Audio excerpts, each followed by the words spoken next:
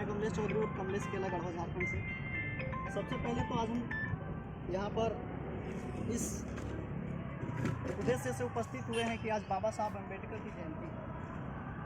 और सबसे पहले हम बोलेंगे कि बाबा साहब अम्बेडकर अमर रहें, अमर रहे, अमर रहे। बाबा साहब अम्बेडकर अमर रहे, अमर रहे, अमर रहे। बाबा साहब का नाम आज केवल भारत ही नहीं पूरे विश्व में चर्चित है। तो इसके पीछे रीज़न ये है, कहें तो कारण ये है कि बाबा साहब अम्बेडकर ने संविधान सभा की अध्यक्षता किया था, पॉलिसी मेकर थे, संविधान बनाने वाले बाबा साहब अम्बेडकर हैं। और बाबा साहब एक शिक्षित बहुत पढ़े लिखे व्यक्ति थे। देश को चलाने का पटरी प्रदान किया है बाबा। धर्म, जल, जंगल, जमीन, जानवर, मनुष्य, हर किसी को चलने और चलाने के लिए एक दिशा निर्देश प्रदान किया है और उसी के आधार पर हमारा देश चलता है। तो आज जैसा कि हम देख पा रहे हैं कि आज़ादी के 70-75 साल पार हो चुका है, फिर भी हमारा देश में उतना परिवर्तन नहीं हो पाया जितना होना चाहिए था, जितना हमें उम्मीद था। इसका मुख्य कारण है कि हम किसी अंधविश्वास में दिग्भ्रमित हैं। हम खुल करके नहीं कहना चाहते हैं, क्योंकि यहाँ पे बहुत सारे पढ़े लिखे नौजवान हमसे बहुत सीनियर्स लोग भी हैं, काफ़ी उम्रदराज भी हैं, सब समझते भी हैं। बहुत ज़्यादा हम नहीं बोलेंगे, लेकिन हम ये कहना चाहते हैं कि बाबा साहब ने कहा था कि विविधता में एकता, यानी कि हर जाति हर धर्म के लोग इस देश में निवास करते हैं, हमें उसमें एकता स्थापित करना है। लेकिन एकता स्थापित नहीं हो पा रहा है, इसमें हमें कहीं ना कहीं धार्मिक ग्रंथ से दिग्भ्रमित करने का प्रयास किया जाता है। हमें उन सब चीज़ों को इग्नोर करते हुए बाबा साहब के विचारों को पढ़ने की और संविधान को पढ़ने की आवश्यकता है। जैसा कि हम देख पा रहे हैं कि जुडिशियरी जिसको हम न्यायपालिका कहते हैं, वो सरकार या किसी प्रशासन के बीच में नहीं आता है।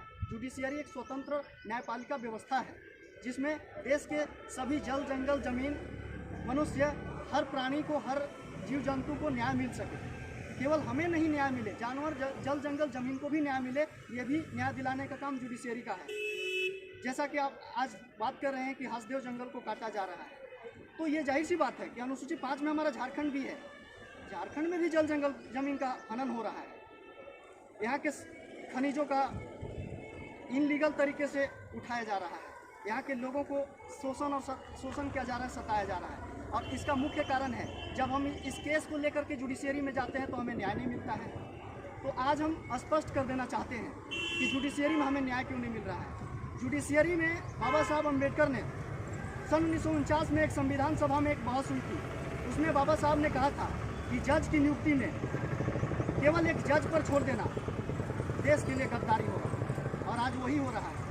उन्होंने कॉलेजियम सिस्टम का बहिष्कार किया था, लेकिन सन 1993 में 91 से 96 के बीच पीवी नरसिम्हा राव की सरकार थी केंद्र में, और अटल बिहारी वाजपेयी की सहमति से कॉलेजियम प्रणाली को लाया इन लोगों ने पर्दे के पीछे से। वही कॉलेजियम प्रणाली जिसका बाबा साहब ने विरोध किया था। कॉलेजियम प्रणाली में यही है कि आप महामहिम राष्ट्रपति को एक अधिकार था, वो अधिकार छीन लिया गया। Indian constitution of article 227, 217 and 124 इसमें जुड़ा हुआ है कि राष्ट्रपति की नियुक्ति से संबंधित प्रक्रियाएं। उसमें ये लिखा गया था कि दो बार कम से कम राष्ट्रपति को 3 बार चांस मिलना चाहिए था। लेकिन इन लोगों ने जब कॉलेजियम प्रणाली को लाया पर्दे के पीछे से, तो शक्ति ही छीन लिया।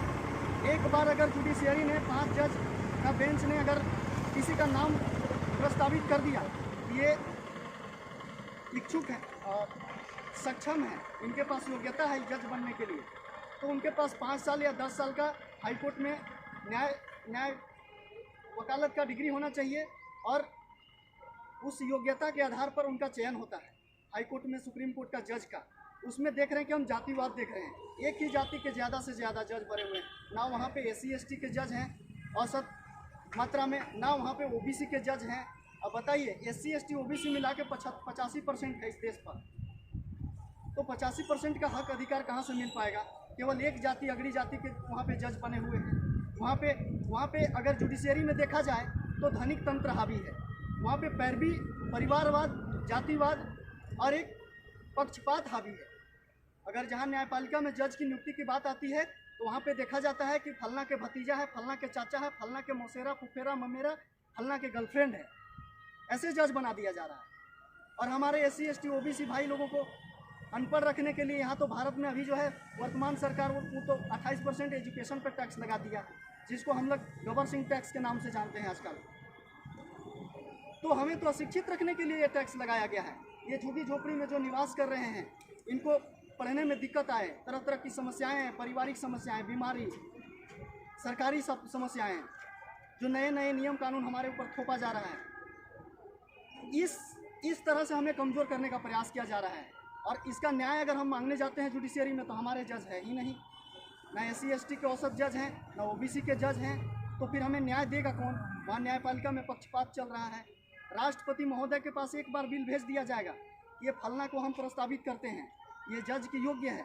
अगर दोबारा उसी को जुडिशियरी भेजता है, 5 बेंच अगर भेजता है सरकार को, सरकार अगर एक बार मुहर लगा दिया तो राष्ट्रपति लौटा नहीं सकती है। इसका मतलब, कहने का मतलब ये है कि आप राष्ट्रपति हैं, लेकिन हम जो कहेंगे वही आपको मानना है। तो ये तानाशाही स्थापित है, धनिक तंत्र स्थापित है लोग जुडिशियरी में भी। तो हमें सबसे पहले अगर देश को चलाने के लिए, अगर इक्वल समानता की जहाँ बात करते हैं, हम इक्वलाइजेशन की जहाँ बात करते हैं, हमें समान अधिकार, समान स्वतंत्रता चाहिए, तो हमें वहाँ जुडिशियरी से कंट्रोल करना होगा। आज लोकतंत्र के चौथा स्तंभ जो माना जाता है भारतीय मीडिया बिक चुकी है। हमें दिखाना चाहिए कि झारखंड में क्या हो रहा है, किसका मर्डर हो रहा है, किसका क्राइम हो रहा है, किसका रेप हो रहा है, कौन भूख से मर रहा है, वो चीज़ नहीं दिखाया जाता है। वहाँ दिखाया जाता है कि साहब का कुत्ता भुला गया, साहब अभी कोट पैंट पहन के निकले हैं अफ्रीका के लिए। तो क्या हम लोगों ने वोट दिया था 1 लाख के कोट पैंट पहन करके अफ्रीका जाने के लिए, अमेरिका जाने के लिए? क्या हमने इसलिए वोट दे करके सरकार को बनाए ही लोगों को उल्टा चोट पहुँचाएँ? हम तो सरकार के खिलाफ नहीं बोलना चाहते हैं, चूँकि हमारा मंच ये कोई पॉलिटिकल मंच नहीं है, लेकिन हमें बोलने का आज़ादी है। हम चुनौती भी दे सकते हैं न्यायालय में। और आज बाबा साहब अम्बेडकर की जयंती भी है। बाबा साहब अम्बेडकर ने अनुच्छेद 12 से 35 तक हमें स्वतंत्रता का अधिकार का ही वर्णन किया है। उसमें आर्टिकल 19 हो, आर्टिकल 21 हो, आर्टिकल 21 और 19 का वायलेशन किया जा रहा है। सरकार ने एक बिल लाया था सदन में, उसमें यह था कि आप आधार कार्ड को पैन कार्ड से जोड़िए, पैन कार्ड को आधार कार्ड से जोड़िए, वोटर ID को जोड़िए, मोबाइल से जोड़िए, वोटर ID को पैन कार्ड से, आधार कार्ड से, इस तरह से। अब बताइए, हमारा जितना भी निजता का अधिकार है सरकार ने छीन लिया। इसका हम क्या करेंगे? आज सरकार जो है, सेंट्रल में जो गवर्नमेंट है अभी चुनाव का माहौल चल रहा है, तो ये सर्वे कर रहा है कि आप हमको वोट दे रहे हैं कि नहीं दे रहे हैं। निजता का अधिकार तो उन्होंने सारा छीन रखा है, उनके पास सारा हमारा डेटा है। अगर हम कहेंगे कि हम वोट नहीं दे रहे हैं तो वो EVM में सेट कर देंगे हमारा, या तो वोटर ID से नाम हटा देंगे, या तो वोट ही हमारा कहीं और चला जाएगा, हम डालेंगे यहाँ और जाएगा वहाँ। तो निजता का अधिकार तो हमारा समाप्त कर दिया गया है। तो ये है राजतंत्र स्थापित करने का जड़। हमें सबसे पहले जुडिशियरी पे कंट्रोल करना होगा, और इसके लिए हमें सबसे पहले संविधान को पढ़ना होगा, बाबा साहब अम्बेडकर के विचारों को पढ़ना होगा, उनके द्वारा वर्णित संविधान में तथ्यों को पढ़ना होगा, और तभी हम जागरूक हो पाएंगे, शिक्षित हो पाएंगे, और अपने अधिकारों के लिए मुखरता से लड़ पाएंगे और संघर्ष कर पाएंगे। और इन्हीं बातों के साथ मैं अपने वाणी को विराम देता हूँ। जय हिंद, जय संविधान, जय भारत।